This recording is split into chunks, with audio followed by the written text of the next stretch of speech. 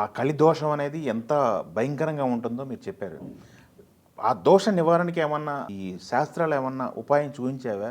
చూపించాయి. దాన్ని ఎలా? మహాభారతమే చూపిస్తుంది. ఓకే. ఓకే. ఇప్పుడు కల్కి సినిమా కావచ్చు, మరో సినిమా కావచ్చు, యతిహాస్తి తదన్యత్ర అన్నీ భారతంలోనివే. భారతంలో లేకపోతే లోకంలో లేదు.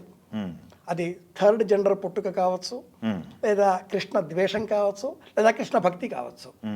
సబ్జెక్ట్ ఏదైనా, కంటెంట్ ఏదైనా, స్టోరీ ఏదైనా రిఫరెన్స్ అక్కడ ఉంది. Reference a must in Mahabharata.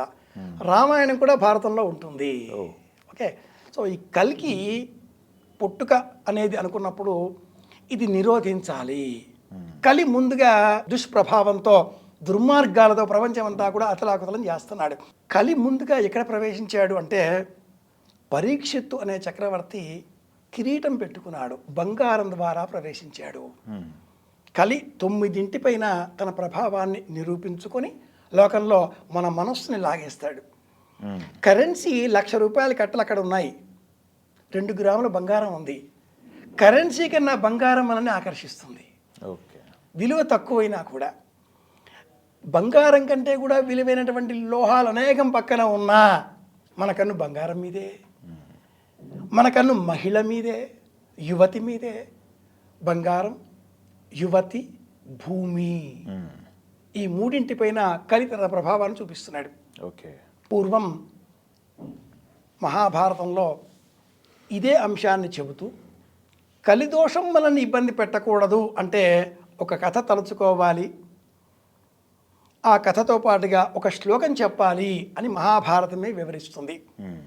కర్కోటకస్య నాగస్య దమయంత్య నలస్య చ ఋతుపర్ణస్య రాజస్య కీర్తనం కలినాశనం. ఈ కథ చదవాలి, ఈ శ్లోకం చెప్పుకోవాలి అంటుంది.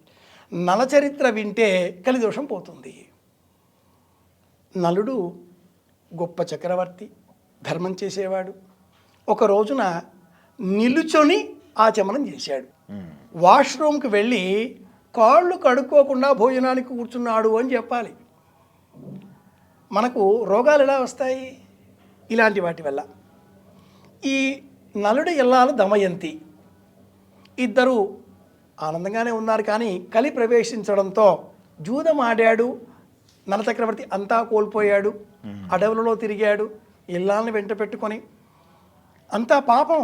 కలి ఒకే చీర కట్టుకున్నారు ఇద్దరు. త్రుంచేసి వెళ్ళిపోయాడు నలుడు. దమయంతి మళ్ళీ తండ్రి గారి దగ్గరికి వచ్చింది.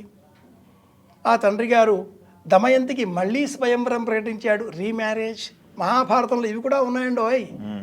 పెళ్ళయ్యాక అమ్మాయికి మళ్ళీ పెళ్లి చేయొచ్చా ఇప్పుడు అడుగుతూ ఉంటారు. డైవోర్స్ అయ్యాక ఎందుకు చేయకూడదు? పుష్కలంగా మహాభారతమే ఉదాహరణ. కలి ప్రభావం చేత ఈ నలుడు కర్కోటకుడు అనే సర్పం విషం కాటు వేయడంతో నల్లగా అయిపోయాడు. బాహుకుడు అన్న పేరిట మళ్ళీ వచ్చాడు. దమయంతి ఈ బాహుకుడి మెడలోనే దండ వేసింది. మళ్ళీ నలుడు నలుడిగా మారాడు. ఈ కథ వింటే కలి దోషం మనల్ని మార్చదు, మనపైన ఆ ప్రభావం పడదు అని కూడా మహాభారతం వివరిస్తుంది. నా శ్రీలంకి ఈర్తయే దేత. బ్యాడ్ పదాలు ఏవైనా వింటే ఇప్పటికీ కూడా మనం చెవులు మూసుకుంటాం. మనం షుడ్ నాట్ లిజన్ అన్నట్టుగా ఆపేస్తూ ఉంటాం. చెడ్డ పదాలు కానీ, చెడ్డ కథలు కానీ. కలి అన్న పదం వినగానే ఎవరైనా ఉలిక్కి పడతారు. శని అంటే ఉలిక్కి పడ్డట్టుగా. శని నవగ్రహాల్లో ఎలాగో పురాణ కథనాలలో కలి అలాగా. ఈ కలి దోషం పోవాలి, నలదమయంతుల కథ వినాలి.